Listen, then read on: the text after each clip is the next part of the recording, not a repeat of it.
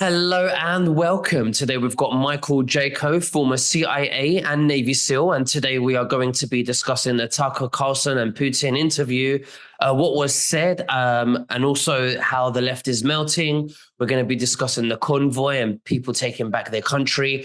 Now, just before we begin, you can subscribe to my Instagram channel at nicholas.veniamin, where you can follow all my daily news reels. Mike, thank you so much for joining me. How are you and what have you been up to, sir? Well, thanks for having me on again, Nicholas. I was down at the convoy. I traveled out there and helped support that. I think it was a very, very monumental movement because we're seeing across Europe. I love the Europeans because they really have been standing up for the farmers and so forth, pushing back on the deep state. So here in America, we've been challenged by a lot of people. It's like, when's America going to stand up? Well, America finally stood up. I'm happy to say, and we all went to the border. I was there. I went to one of the border crossing areas in Yuma, Arizona. We had a nice turnout. I spoke, and a lot of other people spoke. We had a great crowd. Lots of people in the convoy came through as monumental. So I think that was basically the movement to basically push back because the deep state is really on the ropes big time right now around the world, getting very desperate. And I think this is coming to a head. Absolutely. There was a bill, something to do with the Southern Border Bill, and Mitch McConnell went against that bill. Would you like to maybe tell us what happened there?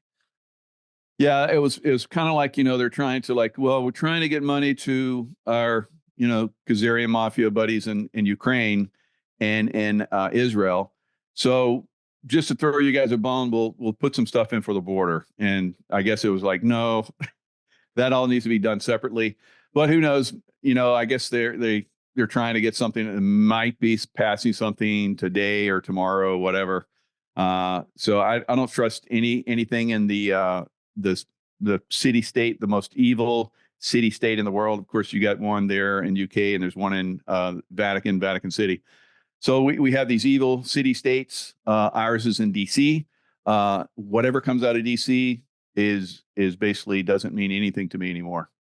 Absolutely. Now, did you manage to watch all of Tucker Carlson's interview with Putin, or did you get parts of it? What was your take on that? Yeah, I watched the whole thing through on Carlson's network. So I subscribed to that. Really nice. You get a lot of deeper insights from his network. So I was able to stop it, go back, and we talked about there's one part where in the beginning when he starts the interview or supposedly starts the interview with Vladimir Putin takes his watch off at the 17-second mark. So we all know 17 is Q. Was that a signal or was that just a coincidence? I don't know. So we talked about that, and you had the idea that, well, they edited it, and well, maybe they edited it to put it at that point. So who knows? Maybe, but why the watch? Why wasn't it a pen why is the watch significant to the Q movement? That's very good. I was thinking about that. Why watch? So watch is time. So, and of course, Putin talked about, all the way back to 832, whatever, time frame Russia started to formulate itself, he said. And maybe that's what it's all about. It's like time is meaningless to a certain extent. And Q is trying to bring out all of the information about throughout time, the deep state has been coming at us, and we've been, trying to push back and gain our power as humanity. Apart from the sign, the possible sign that you might be saying it's a comms. Apart from that, why do you think he took his watch off? Was there a reason? Do you think it was too tight? Do you think, because you just started an interview and now you're just taking your watch off 17 seconds at the start of this interview? I mean, usually when you go to an interview, you're dressed, you're clean shaven, you've got your tie on, you've got, your aftershave, you've got your watch, your pen, your diary. Why take it off 17 seconds in? It doesn't make sense. There is something there. What do you think about that? Yeah, it's definitely signaling. When Trump went there was like the soccer ball, and we know the soccer ball has the same formulation as the adrenochrome. So it seems like there's lots of comms that are going on, and Trump took the ball and he gave it to Melania. Melania was all about the children. So it is little calms like that. I think over time, they mean something to guys like you and I. Most people don't see anything there, but if we help people see this stuff, I think it helps in the awakening. Absolutely. Now, it was a very interesting interview, and I like in the beginning. I think Putin was really in control of the whole interview, and I like how in the beginning of the interview he said, "Are we going to have a serious chat, or is this going to be a show?" And what did you think about that? I thought that was good, and because Putin, when during that interview, he talked about how presidents have come there, and Putin tells him, "Hey, I'm willing to be all I want to do is trade with you guys. We can do away with all the nukes.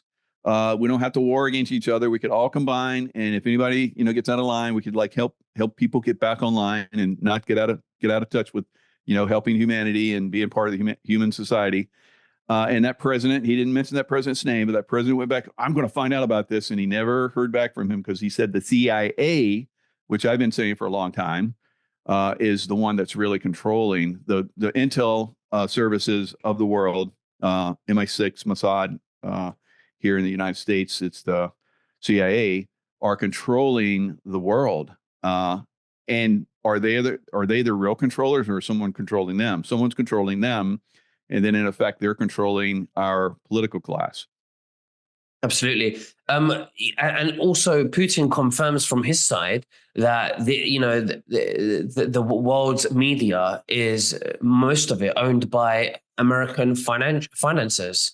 And what do you think this means for people who are asleep worldwide who are going to be watching this interview? Do you think this is going to come of a surprise to them? It shouldn't at this point, but if they're still believing and paying attention to the mainstream media throughout the world, then they're captured. It's a captured operation for them, and that's something that is the big push right now. Basically, information. So information can basically completely shut down wars. If one side realizes, we have, this king has no clothes on type thing, then people are like, "Oh my God, we've been looking at this and saying, oh, what a great outfit you have on, but you're right, he doesn't have anything on." So that's kind of what we're doing right now. We're trying to help people, at their pace, awaken to the fact that this is full on manipulation. All these wars are just manipulations. I mean, here in the United States, it's like you're just mentioned that we're trying to pass bills to fund these wars. American people don't agree with this. So what is going on here? So this is an organization, criminal, mafia, deep state, whatever you want to call it, all the above, that has taken over and is using us to basically fund these wars. So they basically take taxes from us and fund these wars.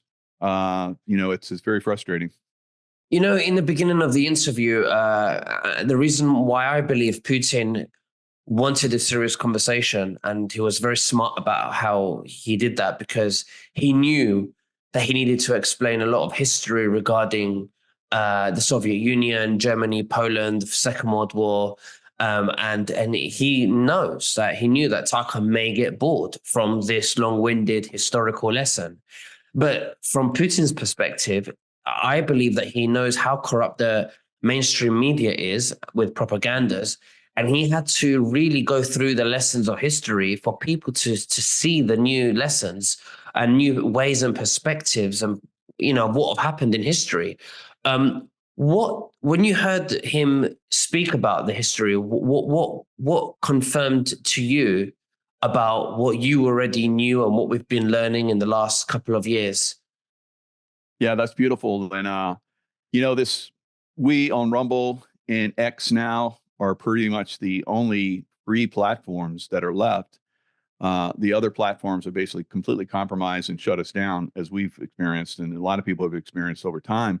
So a lot of the stuff we've been trying to inform people about is that the Soviet Union was a captured operation by the deep state, right? So Khazarian mafia from Ukraine basically immigrated to New York City. New York City Khazarian mafia Jews funded the deep state operatives that went Ukrainians that went to take over the Soviet Union from the Russians and collapse their empire and so forth, and then stayed in there for quite some time. Eventually, the Russians rose up and threw them off, and now the Russians have control again. Again, they have Christianity, they have good families and so forth. The things that the deep state communists basically do not want. They try and destroy the family and connection to God and so forth. So that is something that happened during that time frame. So now, Ukraine during the time frame where the Soviets were in power became foremost. So because you have Ukrainians again, and Putin pointed this out, that had control of Ukraine, and then they started the Naziization of Ukraine again. So now we're seeing that, and the Russians are basically fighting that Nazi neo Nazis and so forth in Ukraine once again. So any empire throughout time that has come after Russia has always been destroyed, and I think that's because Russians are very, very connected to God and so forth, and anyone that comes after them basically grinds himself up. I mean, we've seen all the way back to Genghis Khan came into Kiev, and basically he was destroyed. And then that was the fall of his empire. The same thing happened, of course, with the Swedish king. I can't remember which one it was, and then you have Napoleon, of course, the Germans. So they all try and invade. They all get destroyed coming into Moscow, trying to get Moscow and take over Moscow. So the Russians are very aware of their history, and that's what Putin was trying to show, that we have been connected to source, connected to God, and because of that, we have prevailed, and that's what he's trying to show the world that. It's very interesting, yeah. And what threw me off with the interview that I found very interesting was when he mentioned that there was a peace agreement, there was a peace deal agreement there. So there would be peace with Russia and Ukraine and the other countries around the area. And Boris Johnson did not agree to that peace deal. And then Donald Trump wrote a book, and in the book he says that Boris Johnson will be remembered as one of the best prime ministers of the UK since Churchill. So I don't know if that's optics, though. So what do you make of that? Yeah, I totally agree with that. I think that history is going to show that Ukraine, or the Soviet Union, was basically trying to help awaken the world. There was a post by who is it? It was by Edgar Casey. So I did a lot of study of Edgar Casey. It was basically a channel back in the turn of the century. And he said, through Russia comes the hope of the world, not in respect to what is sometimes termed communism or Bolshevism. No, but freedom, that each man will live for his fellow man. The principle has been born there in Russia. It will take years for it to be crystallized, yet out of Russia comes again the hope of the world. So he said that, obviously before his death, and he died, I think, in the late 40s or early 50s. So that was quite a while ago that he wrote that. And I think that's what's starting to transpire now. Russia is the hope of the world, and they're basically laying a foundation in which the world is going to be emboldened by. So I felt very emboldened when I went to the border, even Texas, which is standing up to the deep state here in the United States and saying, no, we're going to basically shut our border down because it's a massive threat to the United States to have this border open in many different ways. So the Russia, who actually helped support us during the Revolutionary War, told Texas that if you need help, we'll be there for you. Because the federal government was saying they were going to stand up to Texas, and so many of us basically supported Texas. The convoy itself, the flyer for the convoy, I guess 2 days before Greg Abbott said that he was going to basically start to put more fencing and wiring up and basically kick out the federal government people that were there. He got that flyer, and that's when he started to get active. So those of us that stand up and push back on this will prevail. Now, on January 6th, we saw there was a massive, compromised, peaceful demonstration that happened in Washington, D.C., city state, most corrupt city state in the world right now. So they have had over 1,100 people they have arrested and thrown in like a gulag. And a lot of these people haven't had trials for like 3 years. It's out of control. So I recommend that no one go back to Washington, D.C. We basically collapse that system and begin something else. I mean, at some point, maybe the system collapses. We move in and do something different. I don't know. But this is something that Mike Gill, who just came on my show recently, we talked about all this. There's a massive threat against President Trump because they obviously, deep state, see him as a massive threat. And they've been after him since before he even came into office. And while he was in office, it was Russia, Russia, Russia hoax, right? So the real threat is actually China. More Chinese have come across our border over the last several months than any other group. And these are military-age men, and they're basically spreading out throughout the United States. Now, of course, we had the bioweapon that came from China and really impacted the United States more than any other country. More people died in the United States, supposedly, from COVID than any other state or any other country, well over 1 million. China itself, I think, had like maybe a few thousand people died. We had well over 1 million people die here in the United States. So obviously that bioweapon was very effective here. And other things that they've done, they basically bought out all of our congressmen and senators and presidents. They all have, we can see the money trail that goes back to China. So this is a situation that a lot of people I've talked to, high level military people that have told me that Russia is a distraction. The real problem is China. Now, I know that Trump went to China and talked with Xi, and it seems to be some kind of connection that happened there, a connection that happened with Putin and a lot of Saudi Arabia, a lot of Israel, all the Pope. So he had a great connection. Of course, he went there in UK and walked in front of the Queen, all that kind of stuff. So all of this stuff is starting to transpire. But is there still elements within China that are, deep state? Well, I would say yes, because we have elements of deep state here in America, which looks like they're pretty much running the show to a certain extent. So we have to be aware of that. And is there a problem? It all points to China. It doesn't point to Russia. Russia is a distraction, and that's why deep state elements here in the United States are trying to point everyone at Russia.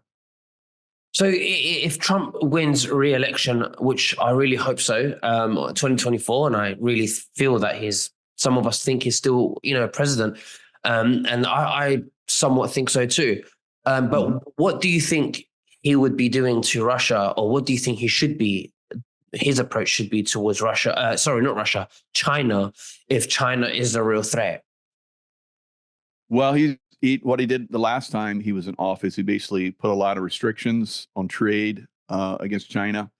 And that was probably one of the major factors for them to basically release a bioweapon when they did, because he was basically destroying their economy. And I wouldn't say destroying it, is basically they're stealing from America. Yeah. So he's basically stopping the stealing. And, they were using that to, create a greater deep state in China. Because I think China has surpassed the United States at this point as far as GDP and everything else. Japan's probably just below the United States. So a lot of people say it's United States, Japan, and China. I would say China's on the top.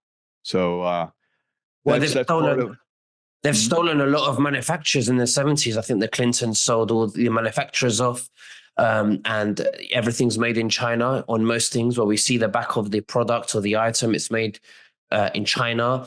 They're very cheap to pay them, and when they import their products into the United States, they hardly pay any taxes, import taxes. But you guys over here, to sell your products to China or abroad, the import taxes are much greater.